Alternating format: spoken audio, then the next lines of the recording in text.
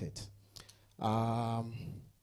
I don't want to make it more technical. I will not be using more cyber jargons because the concept is for us to understand what is really going on and how to work around it.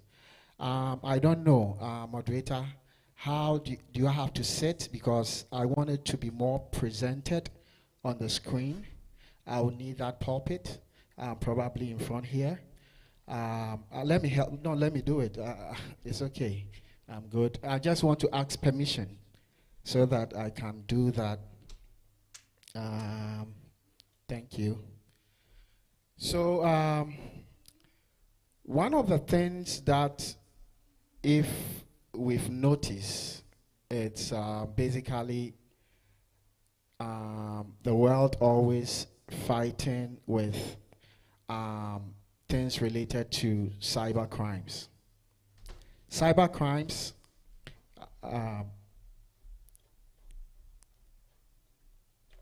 thank you.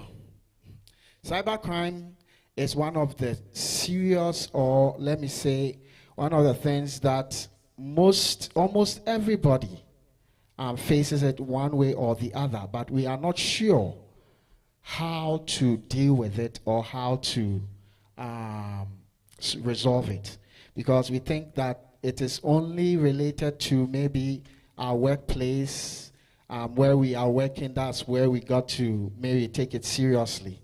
But if it affects almost everybody.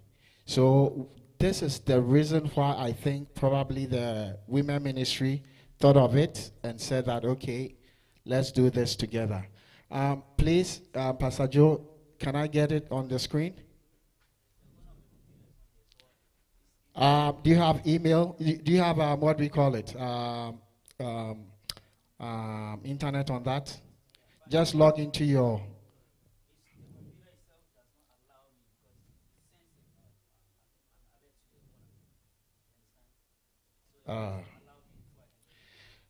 wow. Okay.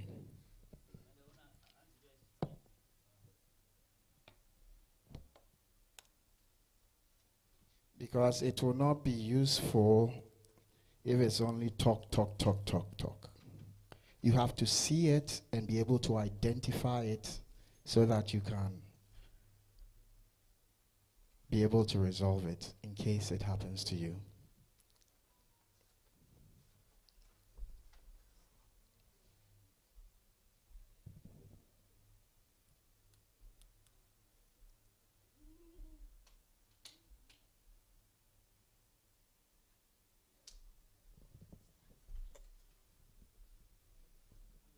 Okay, so let's go on. I think they can't project it, so I will do my best to help. So our topic today is social engineering.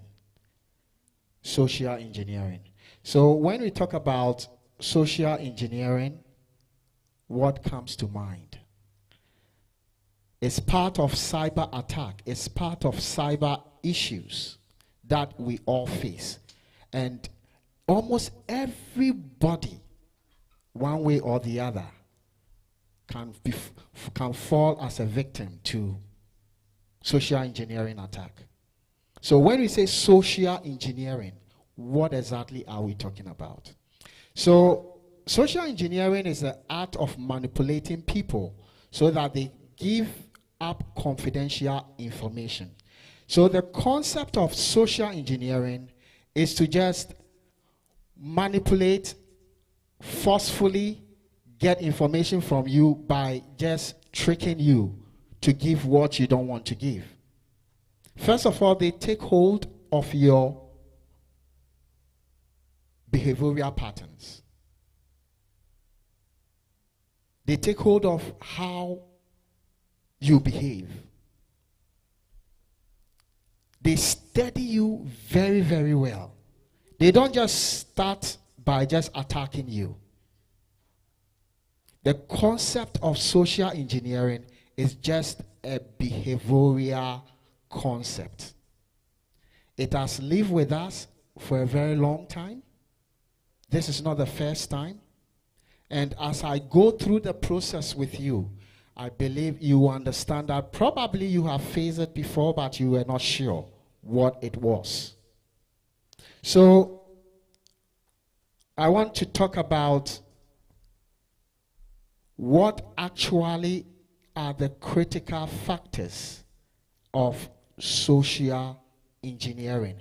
What do the adversary or the people that actually serves as hackers, people who want to take your information, people who want to get hold of anything that you have, what do they capitalize on? So, number one, we call it critical factors for them to succeed in what they are doing. The first one is trust. So, they actually make sure that they communicate in such a way that you will trust them, you believe them. They want to be part of you. So the first key thing during their communication is trust. So they will coin up with stories that will make you trust them. The next factor is satisfaction. They want to make sure that as they talk to you, as they communicate to you through any form of media, you will trust them too. You will be satisfied. Satisfaction is everybody. Like this is the reason why we're saying that this is a behavioral pattern. You trust the person you're communicating with to fall a victim. You become satisfied with what the person is telling you. Then, the number 3 is building relationship. So they don't just communicate anyhow. They want to capitalize on these 3 factors. Trusting, you being satisfied with whatever conversation that they are having with you. And lastly, build a kind of relationship that you feel more confident with such a person.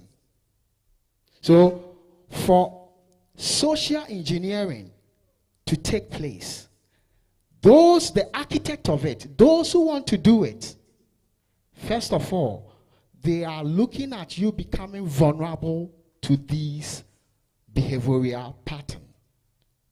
That you will trust them, you become more satisfied with whatever kind of communication that they are having with you. Whatever the agenda is, you are satisfied. And lastly, that they have that kind of relationship with you. So you have to be aware that whatever you are dealing with on the internet, on the phone, we will come to the various methods that they will use very soon.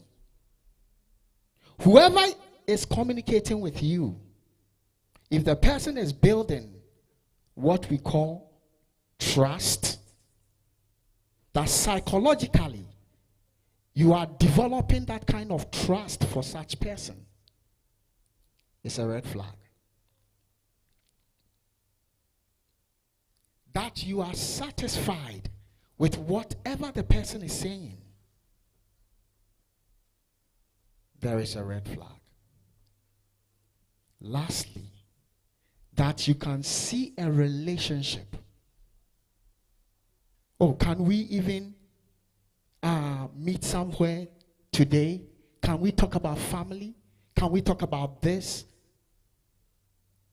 Immediately relationship is established.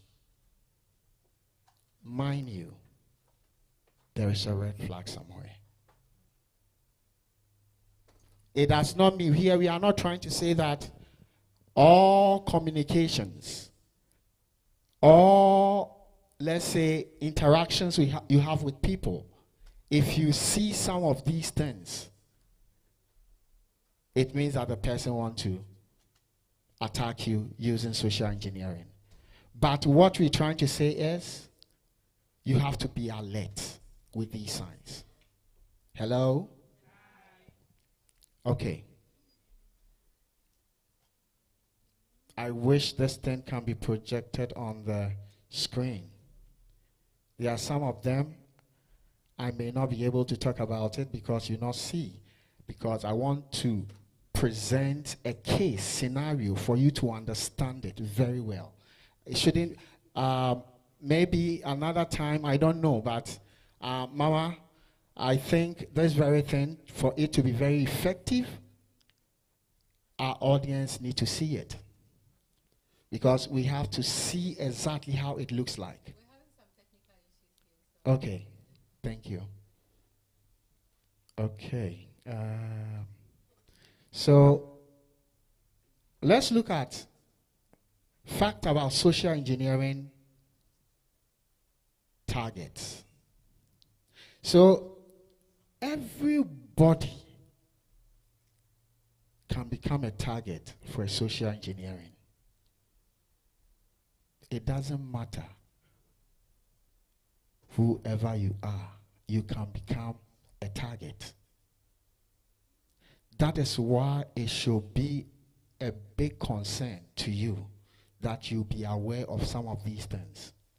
Anybody at all, you can be working in a very powerful organization. You can also be working like you're not working. Once you have information somebody needs, you can become a target. So it doesn't matter. You can be a student and you still be a target. So, number one, don't think that social or cyber crimes can only affect the well-to-do. The concept of crime is that you possess something that somebody wants. And therefore, a way to get it from you is to use social engineering as one of the methods to get those information from you. So once the person gets to know that, okay, this is what I want, then he will use his method. Hello? Yes, so everybody can become a target. It is often easy for cyber criminals to manipulate a human than computers. So the reason why the cyber guys would like to use social engineering as a method of getting their information is that it is easy to manipulate people, individuals, you and me, biological beings. Biological means you can be malleable, you can change. You are not a machine.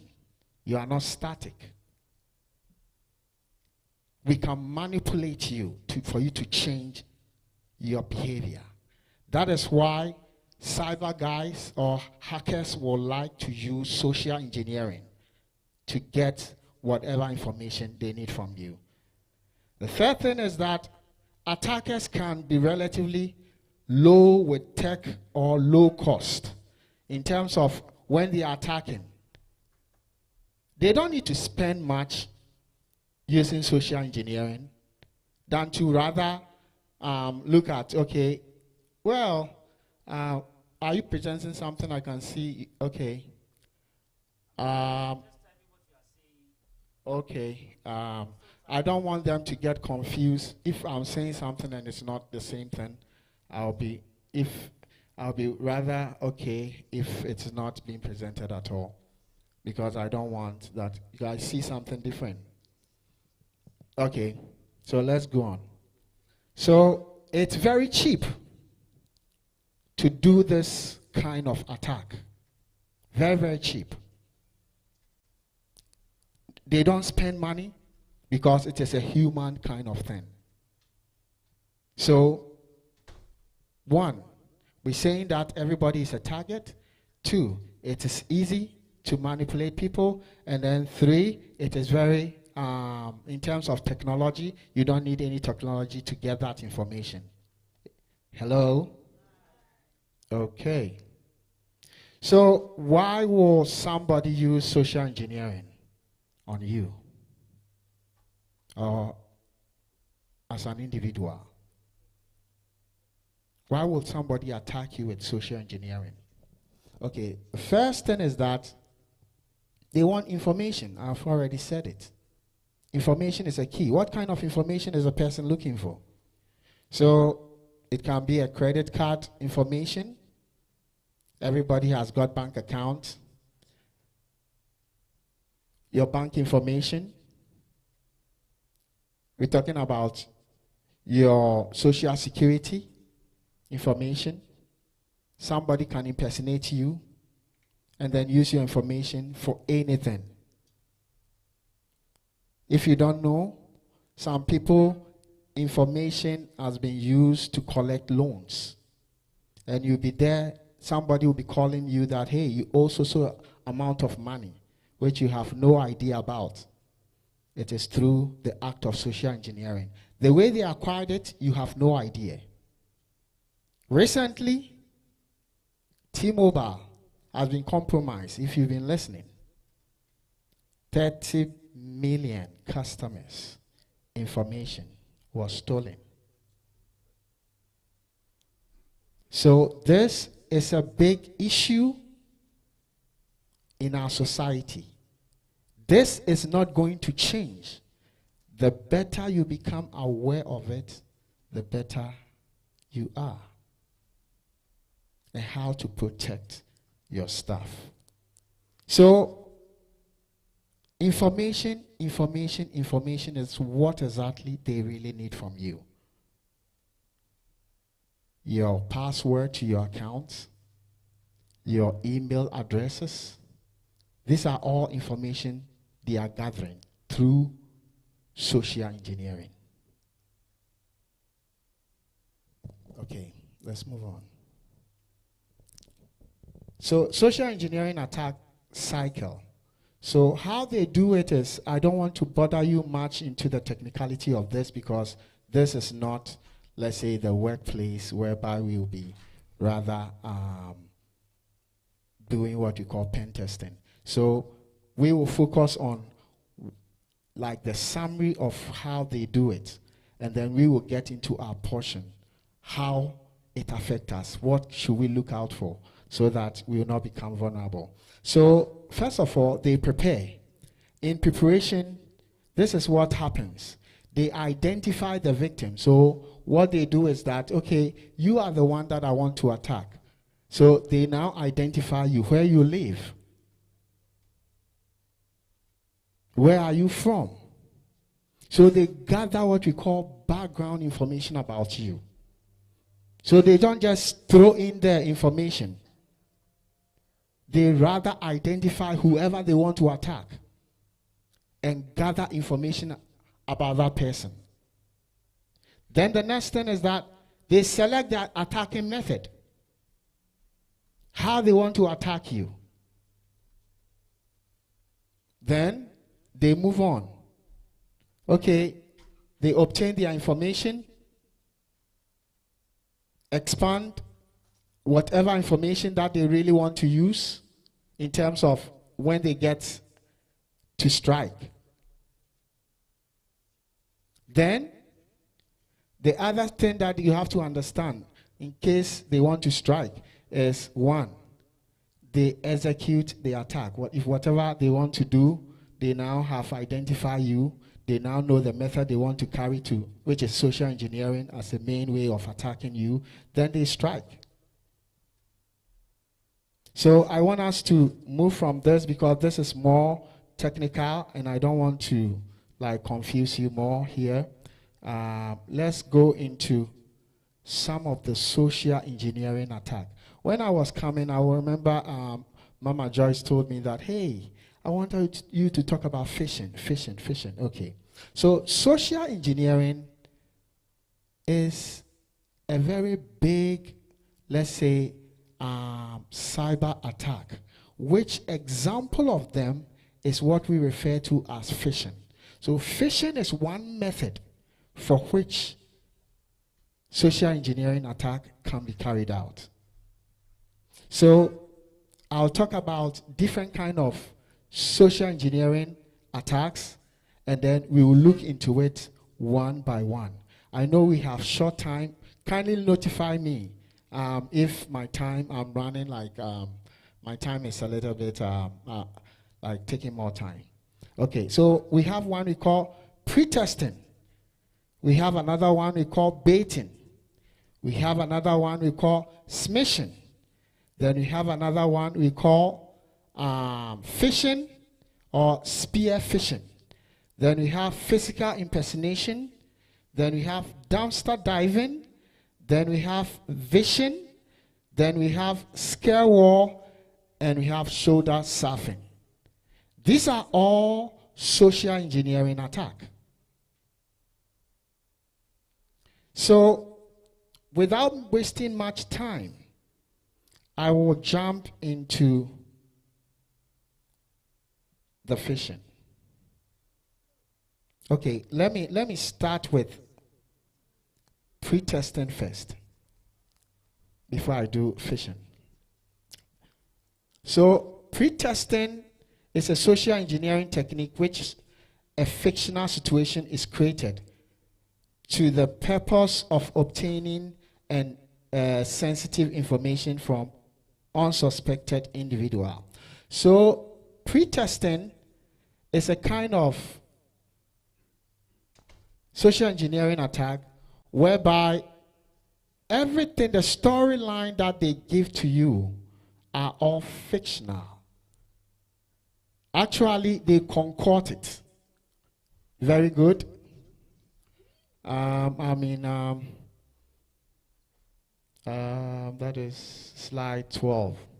I don't know whether it's the same thing at your end. That is what is pre-testing. No, that is slide 12.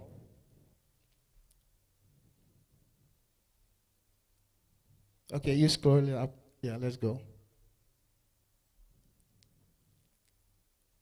Yeah. What happened? Okay, let it go. Let me see. I think it's okay. Move on another level. One more. Oh, something has happened to the slide. Okay. Yes, okay, let's go on. It should have been something like this.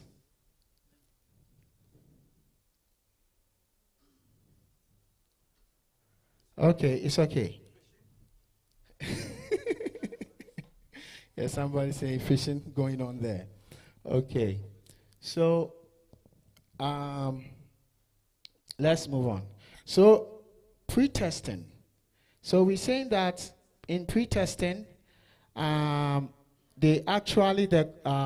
attacker actually creates a storyline for you to believe that what he's saying is really true. And then once you trust it, he or she attacks. Okay, so the technique that they use in what we call pre-testing. One, the attacker impersonates a co-worker. I'll relate this one to, yes, good, thank you. So the attacker impersonates a co-worker who can be maybe a police officer, a banker, tax authority, charitable organization. So first of all, what is happening here in pre-testing is that whoever is attacking will behave as if he works for a certain organization. So he will be portraying himself as maybe a police officer, and I've been a victim of that. I have a business that one day I was called that, hey, this police is actually doing some kind of donation. We will be glad if your company, we've seen your company, and we'll be glad if your company can donate to the police. And of course, when you hear about police, and as a businessman, what happens to you that, oh, why don't I donate to the police so that I'll become a friend to the police? So you see the pattern, they came. Now, they can also be like bankers. You have a bank account. So they can come as, let's say, your relationship manager. Your account relationship manager. They'll call you and say, hey, I'm this person calling from the bank. When they establish that they are in a position of authority, something you relate to, automatically you trust. Let's imagine right now we are in IRS kind of period whereby everybody is thinking of tax. Somebody calls you and say that, oh, he's calling from the treasury. It's about your last year tax. Automatically, you believe it. And you like to listen more. Pretest. That's what we're talking about. So they create that kind of environment whereby they concord fictional information for you to believe it. Now, the other thing I want you to know here is that an attacker builds a credible story. I've talked about it, like the policeman, like the banker, building a story that, okay, oh, your account, we've changed your password. Or you have to change your password because we think that you've been compromised. Automatically, you'll be jittery and say, yeah. You like to hear and you like to follow because you want to protect yourself. They concocted a story.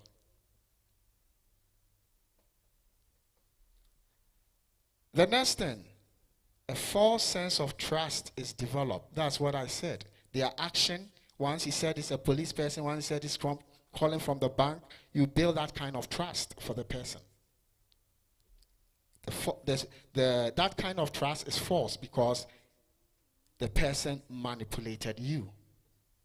But that is the objective of the attacker, the one who wants to perpetrate the social engineering.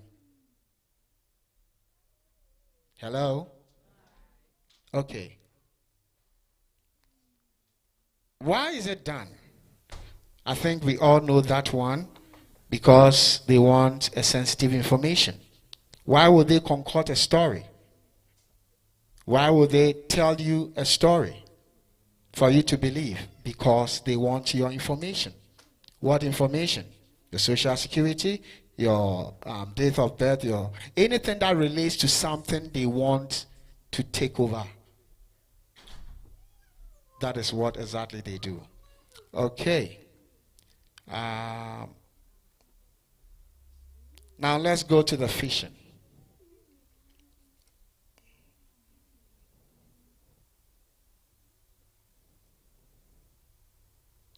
Okay. Now, how do you, I want this one, since Mama Joyce, you said it. First of all, how do we understand phishing? Can anybody help? Like, have we heard it before? How do we understand it? What comes to mind when you're talking about phishing? Anybody at all can help? Okay. For time's sake, let's move on.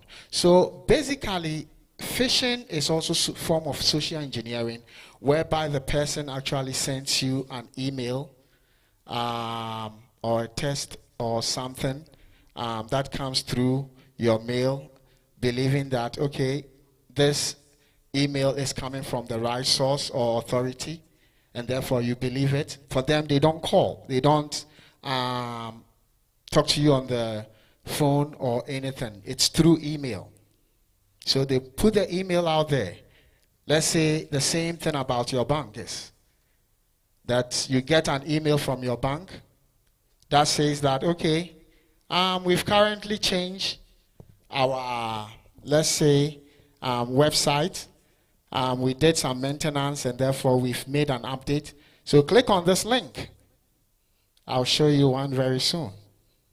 So for you, you see everything, like the email that comes. It will be coming from, because one, the information that they gathered about you, they realize that you bank with Bank of America.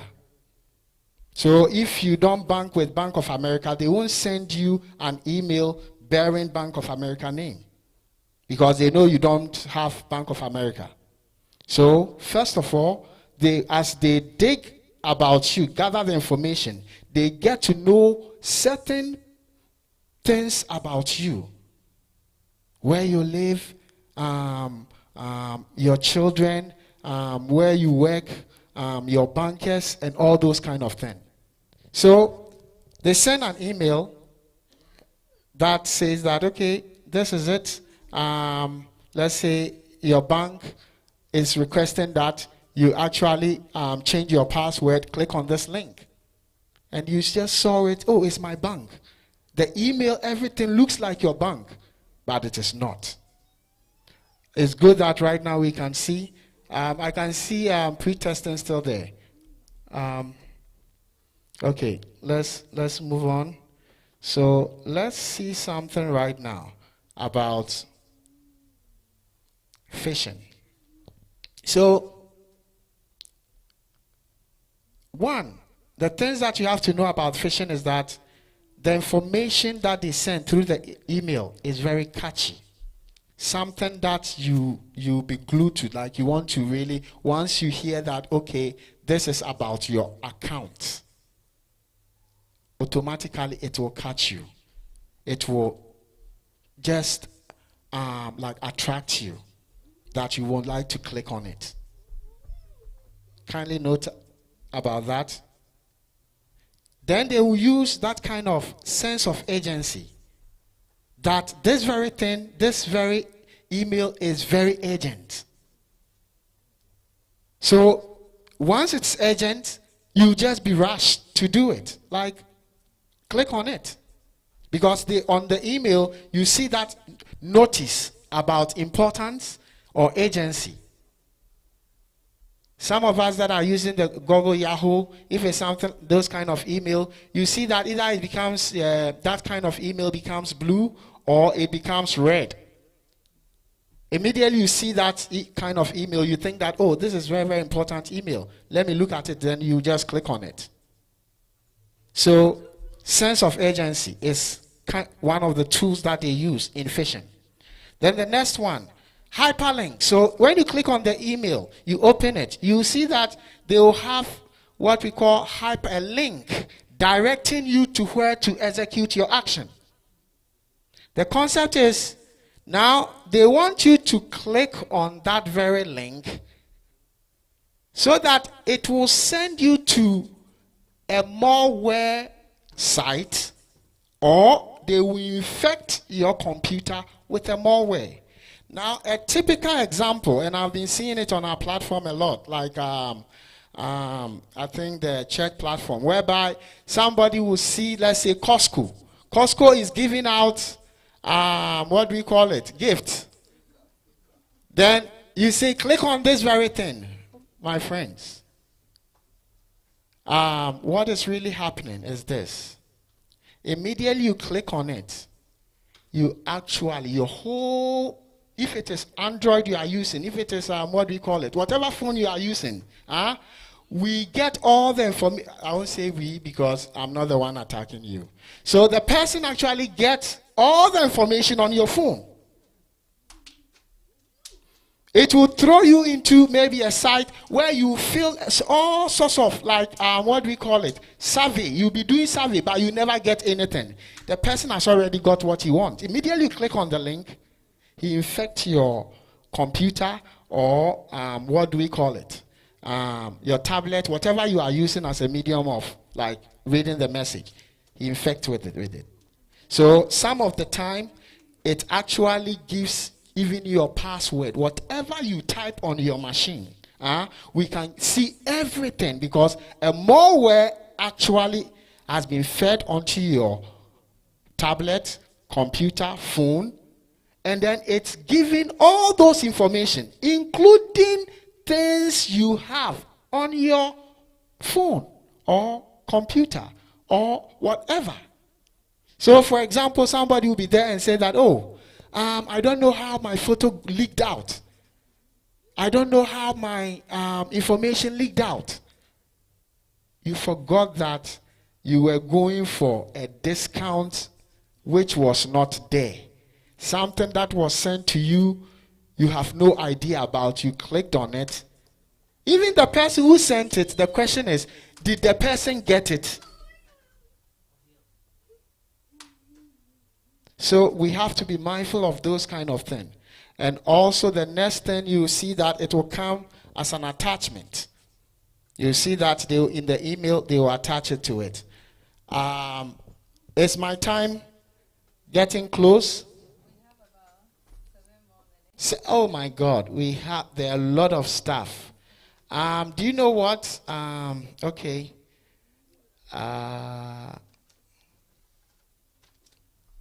So the next thing is the consequence of phishing. So when you click on those links, I've already told you, they install malicious software on your computer or your tablet or your phone.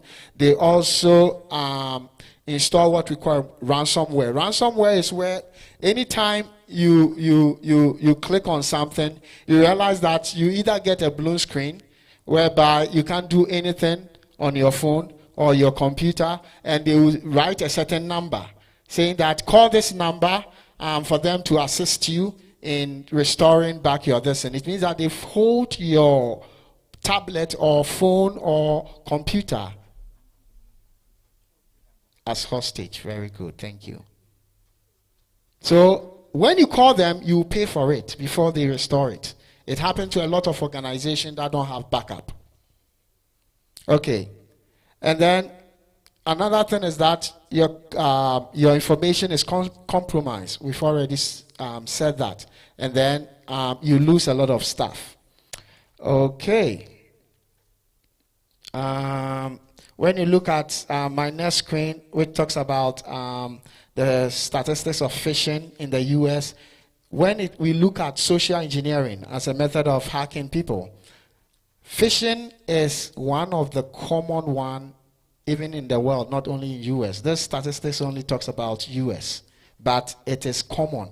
If you go back home, yes, it's one of the common way of attacking people.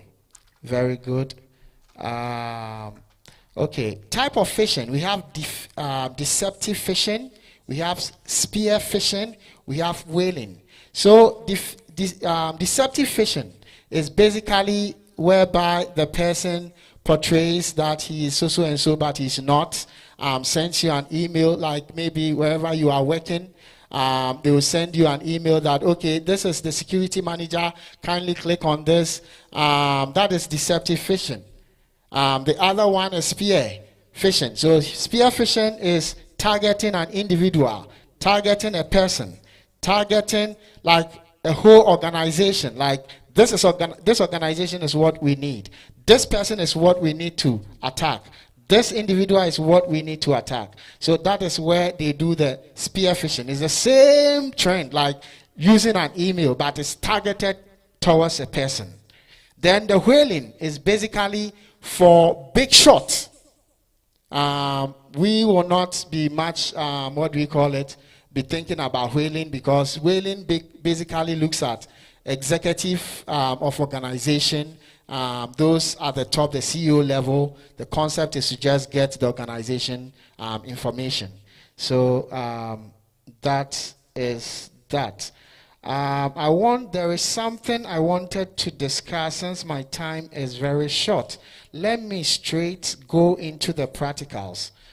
If you can show them slide 23. So this is a typical example where the email, very good, that email. So is it possible to blow it a little bit?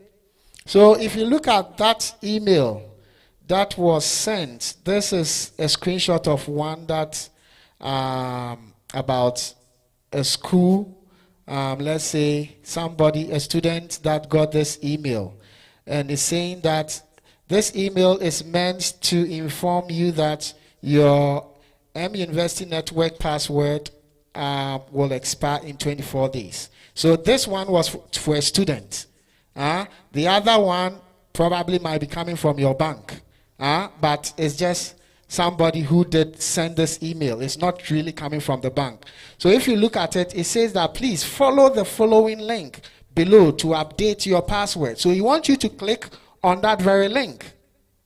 Okay, let's now look at how to identify that this very link is really fake. So go to the next screen for me. Example. So let's look at this.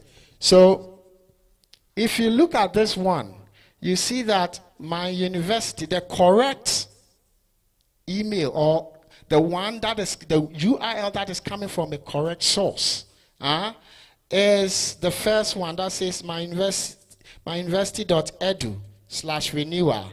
Now for the hackers, they are trying to portray as if it is coming from the same school. So they rather look at it, myuniversity.edu, then renewal.com. No organization, proper like organization, which is, let's say, a school, will use a .com as their kind of URL. School will never use a .com. It's not going to. That should tell you a green light.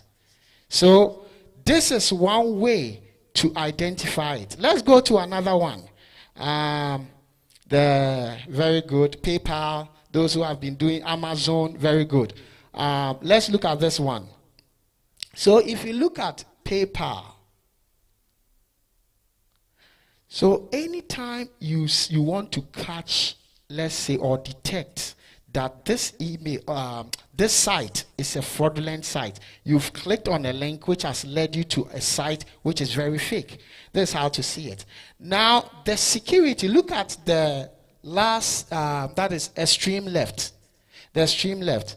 The first one for PayPal, that is the one at the top. You see that you only see that, what do we call it? Internet, very good. Where the cursor is, the internet logo, that is what you see. It means that that site is not secured, which is one of the way to detect. If it is coming from, let's say, PayPal, with PayPal, you will see that it will have the secured sign there. That thing that looks like a key holder. Yes, that very sign. Padlock, very good, thank you. Padlock. So that tells you that that sign is secured and it's safe. So that is one way to detect. Once you click on, even you don't have to click on the link, because once you click on the link, automatically they will get hold of you. But to know that the site you are in is really wrong, I learned my time is up. One last thing. So the other one also is YouTube. You see the difference in the YouTube. The same thing. One is secured, one is not secured. Okay, for the sake of time, not to waste much time, I'll end it here. And then if you have anybody have any question, you can ask. And then I can really answer it briefly. So I have one quick question. Okay. What should we do if we accidentally click on a link? Okay. What should we do immediately? Okay. One, if you accidentally click on a link, reformat your computer. That is one way to resolve the issue. Two, change all your passwords for your system. And then lastly, make sure that whatever is on your computer, you actually take you have a backup and take the rest of it whilst you format your computer. You understand? So you don't, once you click on it, automatically you've given your information out. So in order to secure your asset, what you have to do is that you have to change all your password to your account or your business account, whatever account you have, whether your bank account or whatever. Okay. Yes. And that's true for the phone too, right? That's correct. If it's a text message. Yes. And Yes. So we would click on have the come link. to all of them, like where that one is also kind of another attack. We have the vision as well, which we would have talked about, but because there's no time. Okay. So what's the best way to delete all this phishing? Okay, so once you get the what we call the email, the first thing you have to actually look out for is that look at the source of the email. You see that you compare that email with one that is coming from maybe they said that email was coming from maybe your bank. Check, your bank might have sent you an email. Check that email, the URL or that email. Check it and see whether it's almost the same thing. If it is not, that is a red flag. The next thing is that if I were you, I'll just call my bank directly. I will not even act on it. I'll just call my bank. That's it. Yeah, but okay, I understood. That's understandable. But I'm saying, let's say it happened on my computer now. I just received something, let's say fishy. Now I realize it's a fishy thing. How do I delete this one for my? Oh, you just delete it. Just delete it. Just delete it. Don't. Once you can detect that, oh, this one is a phishing attempt, just delete it. So there's no way, there's no any formal way of deleting any information or something like that. No. Just delete it. Okay. Yes. Okay. Okay. Yeah, don't click on it. Once you can identify that this is a phishing attempt. And then you move it straight to the trash. Exactly. Okay, what else? Okay, Pastor.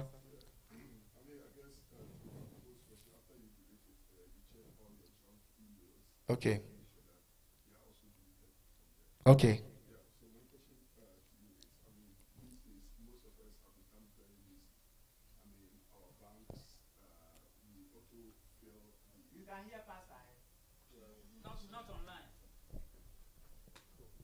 Yeah, what I'm saying is these days most of us have become lazy.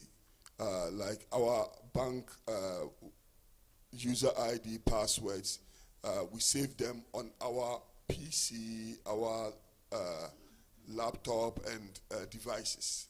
I mean, I'm just checking on my iPad. If you go to settings, password, all my autofills are in here.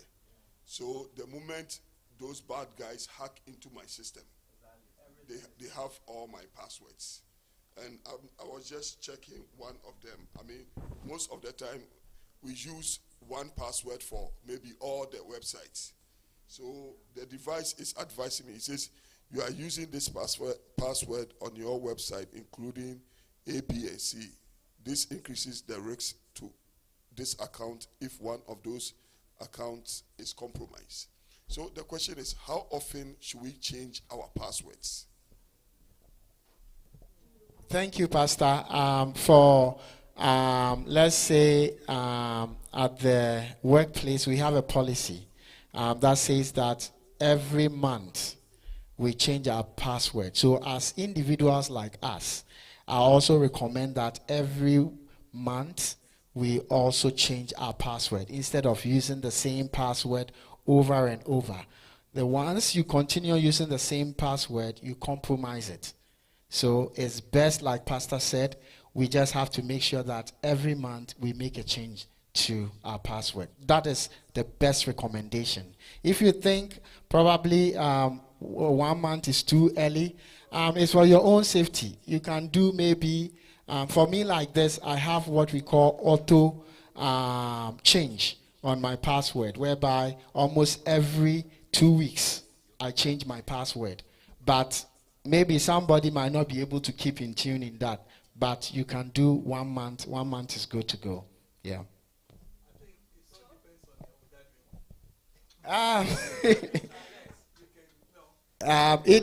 Some like what he's trying to say is like based on the information you have.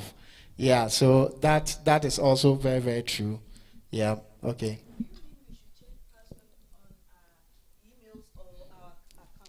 Both, all of them, whatever account you have, whether email, whether bank account, whether whatever account you have to change it. Because once it's compromised, for example, if an attacker hack you, today, the information that he got from you, if maybe you've changed your password in maybe 2 days' time, that information, you won't get it again. He has your password, but because you've changed it, it's not going to work for the hacker. Does that make sense? Yes. Where does two-way verification comes in? Okay, so two-way verification or two-way authentication. So basically, it's whereby an organization decide, not an organization, you yourself, like as an individual, whatever account you have, you set that verification whereby, one, in order for you to log into whatever account you have, you should get what we call security code, either into your email, that says that it is you that is verifying it, or you should get a text message that says that, okay, put this text message in addition to your password into that particular account, so that the person will, the system will identify that, yes, you are the true owner of the account.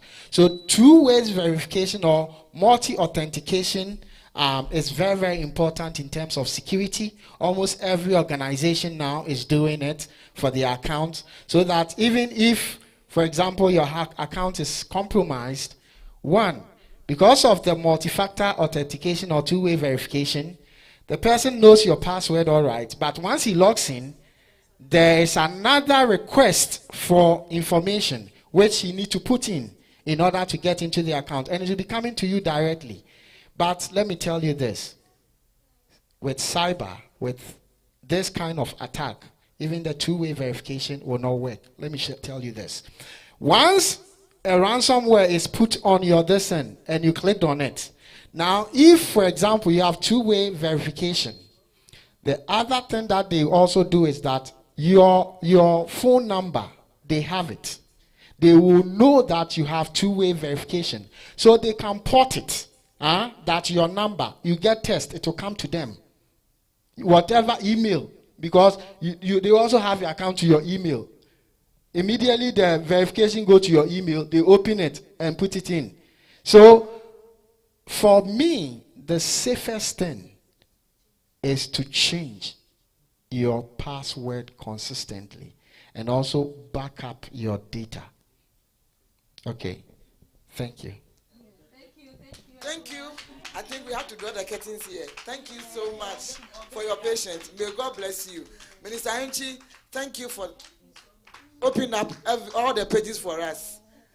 I think maybe next 2 weeks we have to do setups very well, and then we have to say this something. I think 2 days ago, a friend of mine sent me a message from WhatsApp, and the message was not, didn't add up. So I started communicating to him that as soon as your system has been hacked. Apparently, as I was communicating with him, I was communicating with the person. So the person too was, oh no, I'm the right person. So the message is okay. So I said, no, this is not right. So I went ahead and called him up. I mean, not through WhatsApp. He's in Ghana. So I called him using my phone to call him.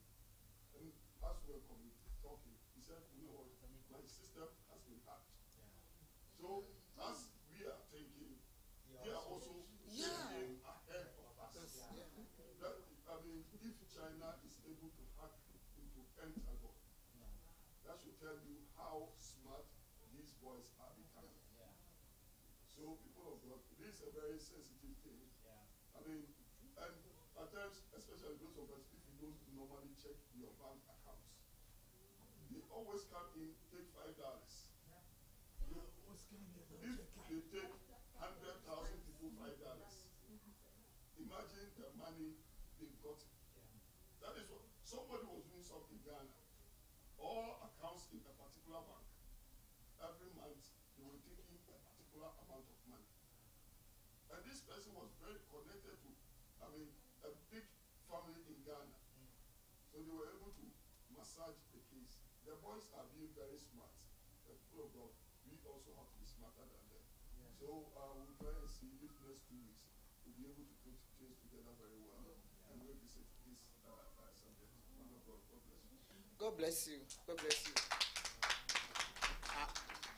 One last thing, I'll pray with the moderators that there is a video on that particular slide, if it can be shared with the church members, so that they will know how the people operate. It's a very well-packed fishing scenario where experts actually demonstrated how they make their calls, how they just talk, which I wanted to play here, but for the sake of time, we can't do it. So if the members can also go and watch it in the house, the link is there on that slide, and I think it will really help us. Thank you so much. God bless you all for your time. I think now we can hack the hackers. Thank you so much. So with a round of applause, shall we just appreciate them, appreciate